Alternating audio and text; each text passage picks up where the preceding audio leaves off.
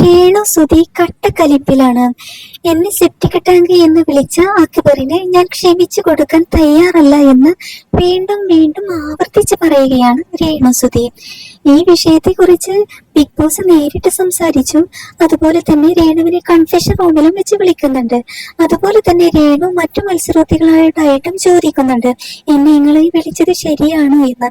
എന്തായാലും ഇപ്പോൾ മിററിൽ നോക്കിക്കൊണ്ട് രേണു സുധി ആവർത്തിച്ച് പറയുകയാണ്, എന്ത് യോഗ്യതയാണ് എനിക്ക് ഈ പേര് കിട്ടാൻ? ഞാൻ ഒരിക്കലും ഇത് ക്ഷമിക്കില്ല. ഞാൻ വിട്ടുകൊടുക്കാൻ തയ്യാറില്ല. ബിഗ് ബോസിൽ നിന്നും എന്നെ പുറത്താക്കിയാലും വേണ്ടില്ല, എന്ത് തന്നെ വന്നാലും ഞാൻ ക്ഷമിക്കാൻ തയ്യാറല്ല, അല്ല അല്ല എന്ന് രേണു സുധി പിടിവാശിയോട് കൂടി ആവർത്തിച്ച് പറയുകയാണ്. അതോടൊപ്പം തന്നെ രേണു പറയുന്നുണ്ട്, പുറത്തു നിന്ന് ഞാൻ സഹിക്കാവുന്നതിൽ അപ്പുറം സഹിച്ചുകൊണ്ടാണ് ഞാൻ ഇങ്ങോട്ട് വന്നത്. ഇവിടെ അതിലും ഏറെയാണ് എന്നൊക്കെ പറയുന്നുണ്ട്. എന്തായാലും അക്ബർ അങ്ങനെ വിളിച്ചത് വളരെ മോശം കാര്യം തന്നെയാണ്. രേണു സുധി ഒരിക്കലും വിട്ടുകൊടുക്കാൻ തയ്യാറാവാതെയാണ് ഇപ്പോഴത്തെ അവസ്ഥ.